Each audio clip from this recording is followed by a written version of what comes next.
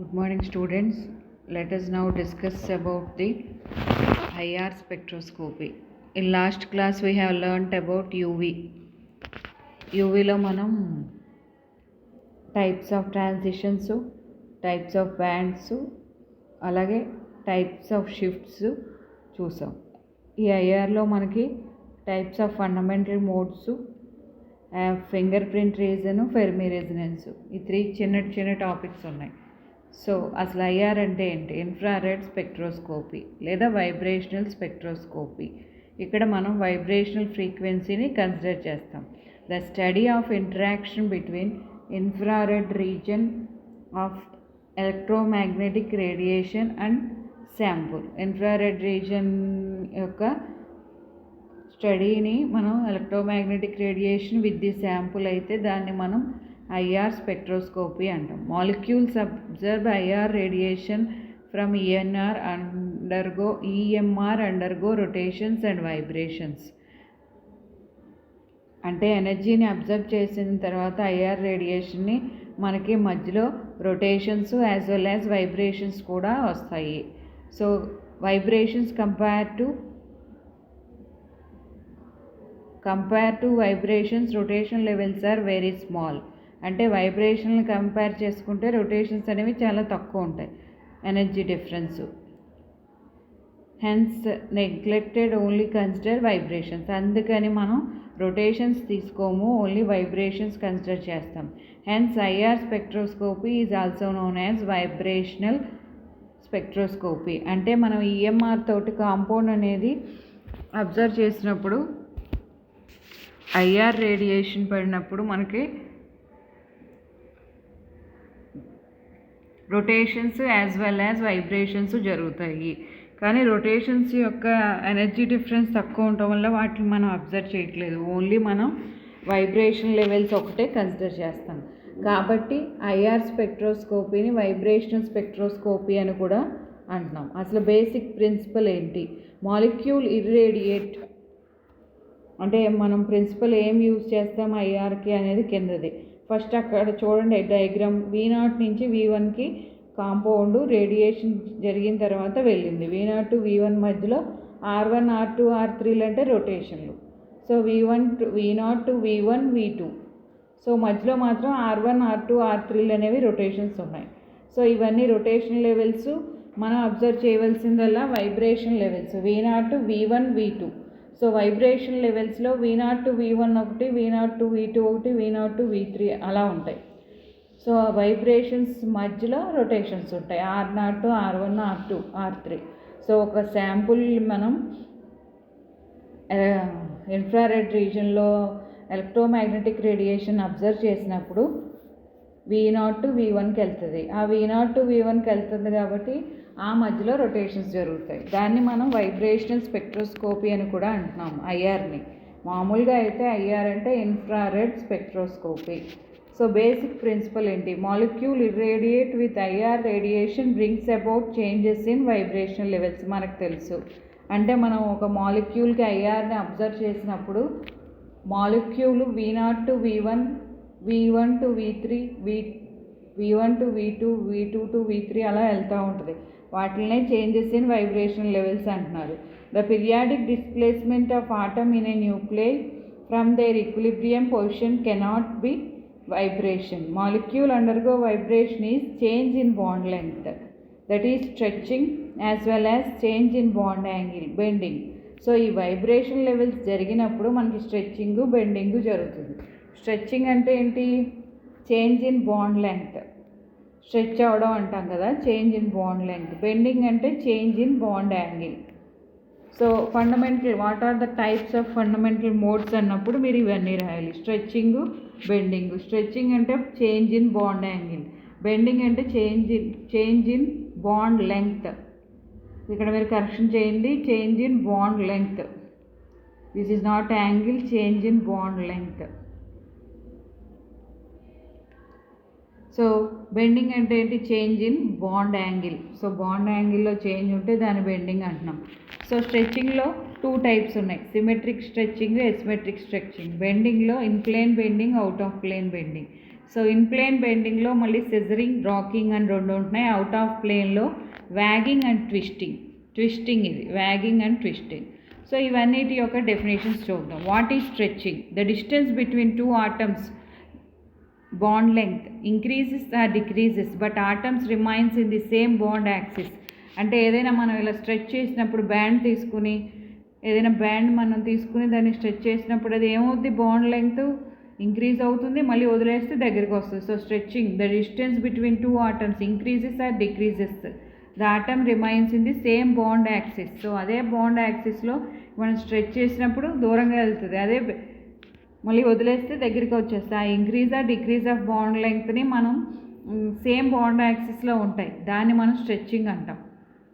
So ఈ bond length అనేది elongation జరగచ్చు, అలాగే దగ్గరికి వచ్చేసి ఇలా దగ్గరికి వచ్చేసింది అనుకోండి డిప్రెషన్ అంటాం. ఎలాంగేషన్ జరిగితే దూరంగా వెళ్తే యాక్చువల్ లెంగ్త్ ఇది. సో స్ట్రెచ్చింగ్స్ అనేవి రెండు types, symmetric stretching, asymmetric stretching. Symmetric stretching అంటే the movement of atoms in a molecule from equilibrium position in opposite direction. So movement అనేది ఇదిగోండి చూడండి, ఇది ఇటు వెళ్తుంది, ఇది ఇటు వెళ్తుంది, ఆపోజిట్ డైరెక్షన్లో జరిగితే మనం దీన్ని కంప్రెషన్, ఎలాంగేషన్. ఆపోజిట్ డైరెక్షన్లో జరిగితే సిమెట్రిక్ అంటాం. Unequal movement of atoms from equilibrium position in the same direction. అంటే రెండు ఒకే డైరెక్షన్లో ఉంటే మళ్ళీ దాన్ని మనం ఎసిమెట్రిక్ స్ట్రెచ్చింగ్ అంటాం. సో రెండు ఆపోజిట్ డైరెక్షన్లో వెళ్ళినాయి చూడండి, ఇది ఇటు వెళ్తుంది, ఇది ఇటు వస్తుంది. సో రెండు ఆపోజిట్ డైరెక్షన్లో ఉంటే దాన్ని సిమెట్రిక్ స్ట్రెచ్చింగ్ అంటాం. రెండు ఒకే సైడ్ వస్తే దాన్ని ఎసిమెట్రిక్ స్ట్రెచ్చింగ్ అంటాం. సో దాని ఈక్వల్ మూమెంట్ అంటే రెండు ఒక సైడ్కే వచ్చేసినాయి అనుకోండి, stretching movement of atoms from equilibrium position in same direction. రెండు సేమ్ డైరెక్షన్లో ఉంటే ఎసిమెట్రిక్, రెండు ఆపోజిట్లో ఉంటే సిమెట్రిక్. సో బెండింగ్ అంటే ఏంటి? The position of atoms in a nuclei change in which respect to bond angle. మనం ఇందాకే అనుకున్నాం బెండింగ్ అంటే change in bond angle, bend చేయటం. ఏదైనా మనం ఇలా ఉంచేవాళ్ళం కదా, దాన్ని బెండింగ్ అంటాం. ఇలా సాగదీస్తే దాన్ని స్ట్రెచ్చింగ్ అనేవాళ్ళం కదా. సో అందులో బెండింగ్లో టూ టైప్స్ ఉన్నాయి, in plane bending, out of plane bending. So in plane bending అంటే ఆపోజిట్ డైరెక్షన్, సేమ్ ఇందాకట్లాగే మనం సిమెట్రిక్ అన్నాం కదా, ఆపోజిట్ డైరెక్షన్లో మనం బెండ్ చేస్తూ ఉంటే in plane opposite directional movement of nuclei with change in bond angle is called in plane scissoring అంటాం. సో ఇన్ ప్లేన్ అవుతుంది అది ఆపోజిట్ డైరెక్షన్ అయితే. సో అవుట్ ఆఫ్ ప్లేన్ అంటే సేమ్ డైరెక్షన్ అవుతుంది. రాకింగ్ అంటే in plane same directional movement of nuclei which in the same change in bond angle is called rocking. So రెండు opposite direction అయితే in plane scissoring అంటాము. In ప్లేన్లోనే మళ్ళీ same direction movement అయితే rocking అంటున్నాం. Out of plane అయితే same direction movement of nuclei in the change in bond angle. Out of ప్లేన్లో same direction అయితే వ్యాగింగ్ అంటాము, ఆపోజిట్ డైరెక్షన్ అంటే ట్విస్టింగ్ అంటాము. సో అవుట్ ఆఫ్ ప్లేన్ అంటే ఏంటంటే ఒక కాంపౌండ్ని మనం in plane, out of plane అని ఎలా తీసుకుంటున్నాం? ఇన్ ప్లేన్ అంటే opposite directional movement of nuclei with change in bond angle. Change in bond angle నుంచి ఒక ప్లేన్ని ఆధారంగా తీసుకుని ఆ ప్లేన్లోంచి మనం రెండు ఆపోజిట్ డైరెక్షన్లో ఉంటే సిజరింగ్ అంటున్నాము, రెండు సేమ్ సైడ్ ఉంటే సేమ్ డైరెక్షన్లో మూమెంట్ జరిగితే రాకింగ్ అంటున్నాం. అదే అవుట్ ఆఫ్ ప్లేన్ అంటే same directional movement of nuclei with change in bond angle. Bond యాంగిల్లో చేంజ్ వస్తే వ్యాగింగ్ అంటున్నాం. అవుట్ ఆఫ్ ప్లేన్లో మళ్ళీ ఆపోజిట్ వస్తే ట్విస్టింగ్ అంటాం. సో ఇన్ ప్లేన్లో సేమ్ అయితే సిజరింగ్ అంటున్నాం, ఆపోజిట్ అయితే రాకింగ్ అంటున్నాం. అవుట్ ఆఫ్ ప్లేన్లో సేమ్ అయితే వ్యాగింగ్ అంటున్నాం, అలాగే ఆపోజిట్ అయితే ట్విస్టింగ్ అంటున్నాం. So these are the definitions. ఇక్కడ ఫస్ట్ నుంచి మనం ఏమేమి చూసాం చూడండి. స్ట్రెచ్చింగ్ అంటే ఏంటి, బెండింగ్ అంటే ఏంటి, సిమెట్రిక్ స్ట్రెచ్చింగ్ ఏంటి, ఎసిమెట్రిక్ ఏంటి, ఇన్ ప్లేన్ అంటే ఏంటి, అవుట్ ఆఫ్ ప్లేన్ అంటే ఏంటి. ఇన్ ప్లేన్లో రెండు రకాలు ఉన్నాయి, సిజరింగు, రాకింగు, అలాగే వ్యాగింగ్, ట్విస్టింగ్. అన్నిటికీ definition write about the fundamental modes in vibrational frequency అన్నా లేదా వైబ్రేషనల్ స్పెక్ట్రోస్కోపీ అన్నా ఇదే రాయాలి మీరు. So total fundamental vibration modes. So vibrational modes అనేవి ఎలా క్యాలిక్యులేట్ చేస్తాం? Vibrations change takes place with change in the centre of gravity in a molecule is called fundamental vibrations. అంటే centre of gravity of the molecule change అయితే వాటిని fundamental vibrations అంటారు. Total number of modes from linear molecule 3n-5. ఇది మీకు చాలా important. 3N-5 from linear molecule. మీ competitive ఎగ్జామ్స్లో కూడా వస్తాయి. Calculate the fundamental modes of linear molecule అన్నప్పుడు 3n-5. Total fundamental modes for non linear molecule 3n-6. So ఇక్కడ where n is number of atoms in the molecule, where n is number of atoms in the molecule. So ఇక్కడ CO2 తీసుకున్నారు. So CO2 తీసుకున్నారు. Number of n ఎంత అవుతుంది? CO2 అంటే ఎన్ని atoms ఉన్నాయి? ఒక carbon, 2 ఆక్సిజన్లు, 1C 2 oxygen. So number of vibrational modes ఏమవుతాయి? 3n-5. So 3 3s 9 -5 4. So total number of modes for linear molecule CO2 ఎంత? 4. అదే అమోనియా అయితే ఒక నైట్రోజన్, 3 హైడ్రోజన్లు, మొత్తం 4 atoms. Number of vibrational modes for non linear molecule is 3n-6. So 3 4s 12 - 6 ఎంత? 6. So total number of vibrational modes 6 for ammonia, అమోనియాకి 6. So అలా calculate చేయాలి. HCl ఒక H 2 Cls కాబట్టి total molecules number of vibrational modes for molecule, ఒక hydrogen, ఒక chlorine. So 2 ఉన్నాయి. So 2లో నెంబర్ ఆఫ్ వైబ్రేషనల్ మోడ్స్ ఏమి? 3n-5. 3 2 6, 6 - 5 1. అదే SO2కి అయితే n = 3. So number of vibrational modes 3n-5.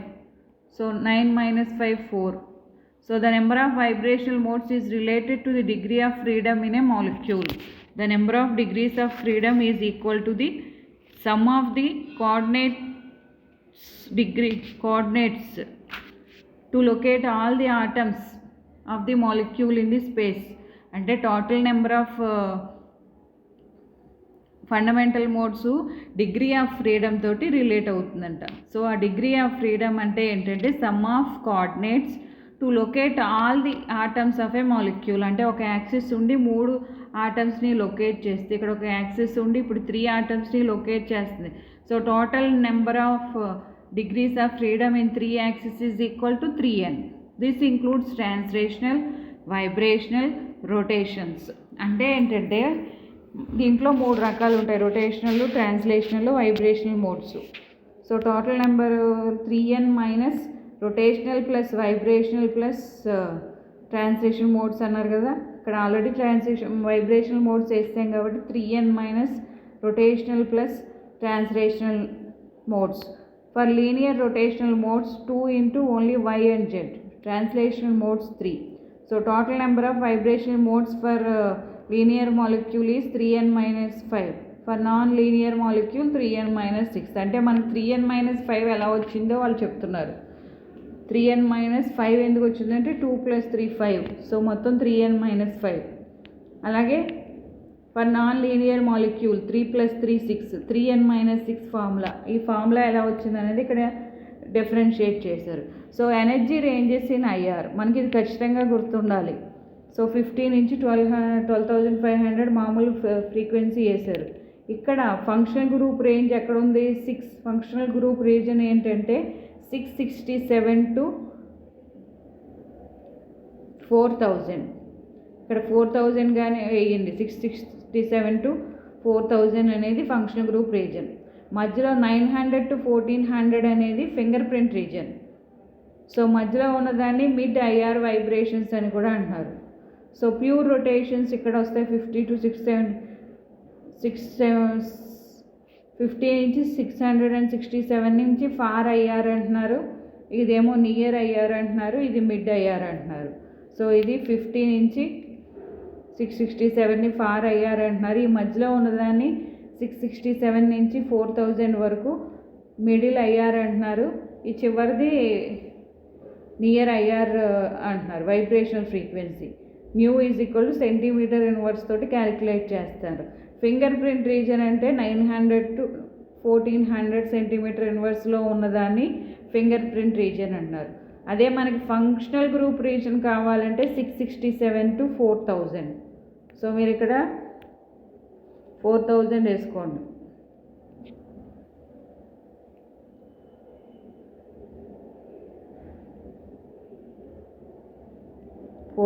వేయండి ఇక్కడ. సో ఈ రీజియన్ని మనం ఫింగర్ ప్రింట్ రీజియన్ అంటున్నాము, ఫంక్షనల్ గ్రూప్ రీజియన్ అంటున్నాము, ఐఆర్ రీజియన్ కూడా ఇందులో వచ్చింది. This is about reasons. ఇదిగోండి ఇక్కడ రాసాను చూడండి. 667 to 4000 అయితే ఐఆర్, 900 to 1400 అయితే finger print region. So types of fundamental bands. So ఇందులో bands or peaks in IR. Explain the bands అంటే ఏంటి? ద బ్యాండ్స్లో ఏమేమి ఉన్నాయి? Fundamental bands, overtone bands, combination bands, difference bands, hot bands. So ఒకటి సింపుల్గా చూద్దాం. The bands in IR spectrum resulting from fundamental transition. The majority bands in IR are fundamental, very useful for functional group identification. Fundamental అంటే from fundamental transition, V0 to V1 నుంచి వచ్చే ట్రాన్సిషన్స్ని మనం జరుగుతాయి కదా, V0 to V1 మధ్యలో జరిగేదాన్ని మనం fundamental transition అంటున్నాము. ఆ మధ్యలో ఉన్న రీజన్ని ఫండమెంటల్ రీజన్ అంటున్నాము. ఫండమెంటల్ బ్యాండ్లోకి వస్తుంది. సో మెజారిటీ ఆఫ్ బ్యాండ్స్ అన్నీ కూడా ఫండమెంటల్ బ్యాండ్సే అవుతాయి. ఓవర్టోన్ బ్యాండ్స్ అంటే the bands in IR resulting from overtone bands is V0 to V1, V3, V4 are called overtone bands. These are not useful for functional group identification. So మధ్యలో ఫస్ట్ది అయితే V0 to V1 అను first overtone. Fundamental transition అయితే V0 to V1 అంటున్నాం. So అక్కడి నుంచి V0 to V2, V0 to V3 వాటిని మీరు ఫస్ట్ ఓవర్టోను, సెకండ్ ఓవర్టోను అంటాం. సో వాటిని ఓవర్టోన్ బ్యాండ్స్ అంటాం. సో V0 to V1ని ఫండమెంటల్ అంటున్నాం. V0 నుంచి V2కి వస్తే ఓవర్టోన్, ఫస్ట్ ఓవర్టోన్ అంటాం. V0 నుంచి V3కి వస్తే సెకండ్ ఓవర్టోన్ అంటాం. సో ఈ ఓవర్టోన్స్ని ఓవర్టోన్ బ్యాండ్స్ అంటున్నారు. సో V0 నుంచి V1 ఒకటే ఫండమెంటల్ అవుతుంది, మిగిలిన అన్నీ కూడా ఓవర్టోన్ అవుతాయి. Combination bands. A number of weak bands in IR due to mutual interaction of fundamental vibration, frequency of stretching and bending will give additional unexpected bands.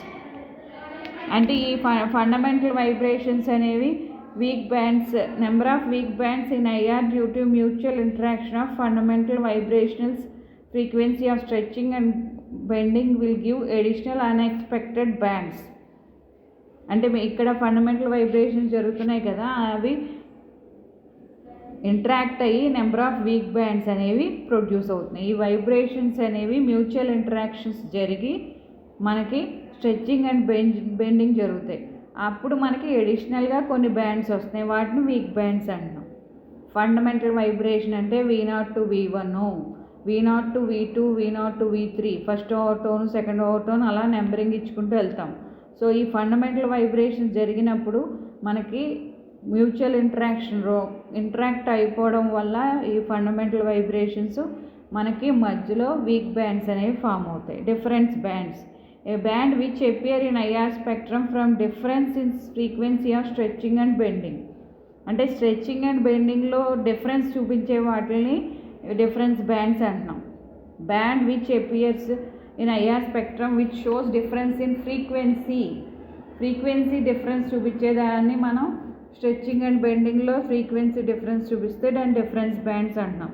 The bands which appear in IR spectrum due to temperature బట్టి bands వస్తే దాన్ని మనం hot bands అంటున్నాం. ఇదిగోండి ఇక్కడ bands వచ్చినాయి, heating చేస్తే మనకి ఇక్కడ మధ్యలో బ్యాండ్స్ వస్తే దాన్ని హాట్ బ్యాండ్స్ అంటాం. Next Fermi resonance bands. When an overtone band falls near a strong fundamental vibration, it causes a decrease in the intensity of the fundamental vibration of increase in intensity of overtone. Such interaction between fundamental and overtone vibration leads to two additional bands in IR spectrum. They are called Fermi resonance bands. అంటే ఒక fundamental vibration జరుగుతుంది V0 నుంచి V1 వరకు, అలాగే V0 to V2 overtone bands జరుగుతున్నాయి. ఈ రెండు కూడా మనకి ఓవర్టోన్ బ్యాండ్ అనేది ఫండమెంటల్ బ్యాండ్ దగ్గర ఫాల్ అయితే falls near a strong fundamental vibration, అప్పుడు ఏం జరుగుతుందంటే ఒకదాని మీద ఒకటి పడడం వల్ల స్ట్రాంగ్ ఫండమెంటల్ వైబ్రేషన్ దగ్గర ఓవర్టోన్ బ్యాండ్ ఫాల్ అవ్వడం వల్ల మనకి డిక్రీజ్ ఇంటెన్సిటీ తగ్గిపోతుంది ఫండమెంటల్ది. ఎట్ ఏ టైం ఓవర్టోన్ది ఇంటెన్సిటీ పెరిగిపోతుంది. ఆ ఇంటరాక్షన్ని జరిగినప్పుడు మనకి కొన్ని బ్యాండ్స్ మధ్యలో ప్రొడ్యూస్ అవుతాయి అడిషనల్గా. ఆ బ్యాండ్స్ని ఫెర్మి రెజొనెన్స్ బ్యాండ్స్ అంటున్నాం. Example, in aldehyde show CH stretching, CH bending values కూడా ఇచ్చారు.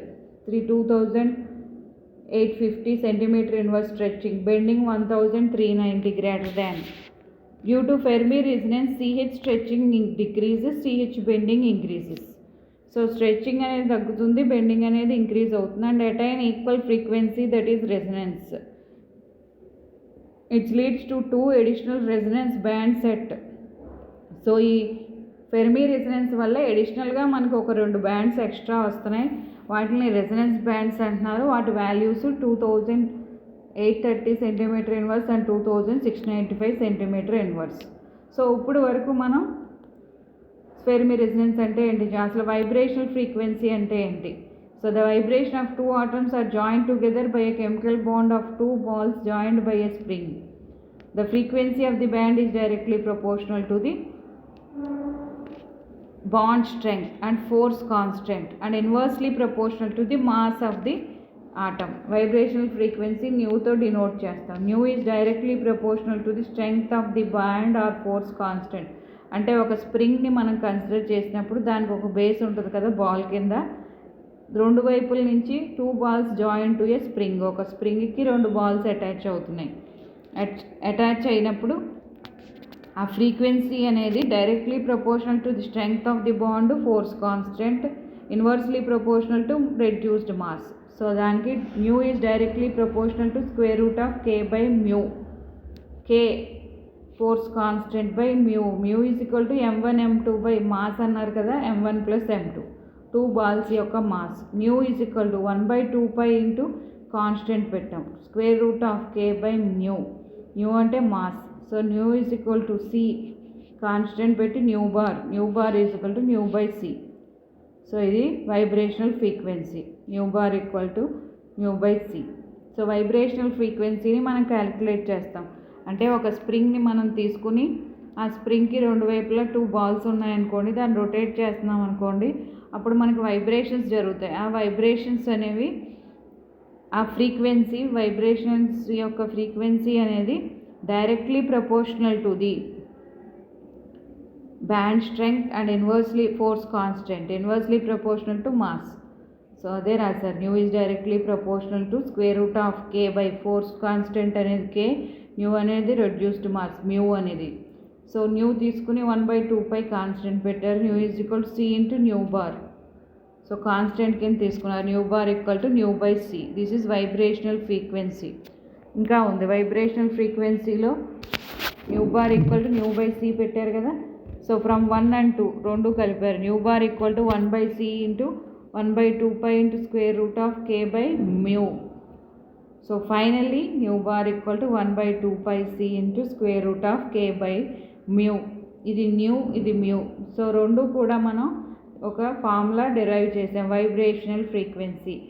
Derive the formula for vibrational frequency అన్నప్పుడు మీరు ఇది డిరైవ్ చేయాలి. Next finger print region in an organic molecule, ఇది వేరే topic, which are structurally very close isomers. The stretching signal shows stretching signal in same position of functional group.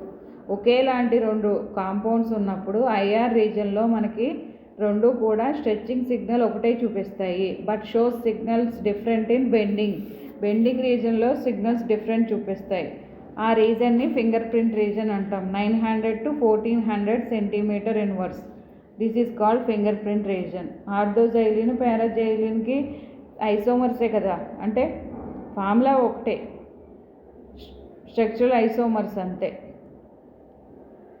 Stereo isomers. Only మనకి ortho పొజిషన్లో methyl, అలాగే meta పొజిషన్లో methyl change ఉంటుంది. So orthoxylene metaxylene same చూపిస్తున్నాయి మనకి, కానీ ఒకటే difference, stretching అయితే ఒకటే ఉంటుంది, బెండింగ్లో మాత్రం డిఫరెన్స్ చూపిస్తాయి. దాన్ని మనం ఫింగర్ ప్రింట్ రీజన్ అంటున్నాం. So this is about finger print reason. అలాగే కొన్ని compounds similar compounds May show very similar spectra in finger print reason but exhibit certain describe difference in the finger print reason. ఇందాక finger print reason కూడా మనం చూసాం. కొన్ని compounds ఇలాగా స్ట్రెచ్చింగ్లో same signal చూపిస్తాయి, కానీ బెండింగ్లో మాత్రం డిఫరెన్స్ చూపిస్తాయి. ఆ రీజన్ని మనం బెండింగ్ రీజన్ని ఫింగర్ ప్రింట్ రీజన్ అంటున్నాం. అది 900 to 1400 centimetre inverse. Thank you.